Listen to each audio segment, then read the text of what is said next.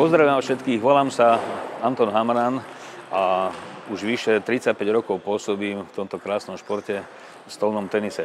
Momentálne sa nachádzame v Národnom stolnotenisovom centre, ktoré vlastne je reprezentatívnym priestorom a slúži, začneme reprezentácii postupne všetkým klubom, ktoré sú v Bratislave, v Rači. Slovenský stolnotenisový zväz podporuje hodne mládež. Máme niekoľko centier, máme jedno národné stolnotenisové centrum mládeže, máme množstvo podporovaných klubov a takisto podporujeme vyše 120 školských športových klubov.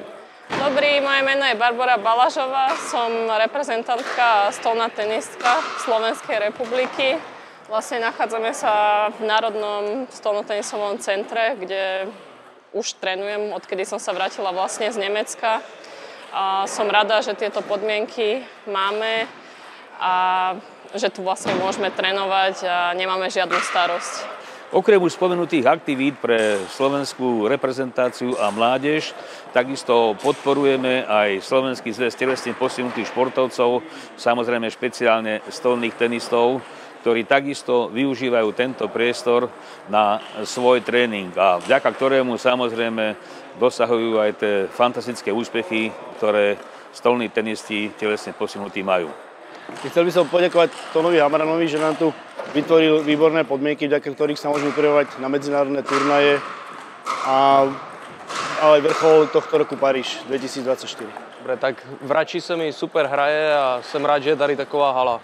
K tomu stolnému tenisu ešte sa vrátim. Čiže začal som stolný tenis v svojich 15 rokoch v svojej rodnej obci a postupne, ako som prešiel do Bratislavy, tak už tu fungujem asi 50 rokov. Čiže ako som prišiel do Bratislavy, opätovne som sa snažil pokračovať postupne v rôznych kluboch a v Bratislavskom stolnotenisovom zväze. Skončil som na Slovenskom stolnotenisovom zväze. Ako sme videli v tejto hale, ktorá je najväčšia špecializovaná hala, pravdepodobne aj v Strednej Európe, na stolný tenis. Vychovávame tu aj talenty, ale hlavne teda tu má sídlo slovenská reprezentácia. Má tu sídlo Slovenský stolnotenisový zväz, aj Bratislavský stolnotenisový zväz. Stolný tenis patrí medzi najväčšie športy na Slovensku. Po futbale je to druhý najväčší športový zväz. Máme vyše 700 klubov a vyše 10 000 registrovaných členov.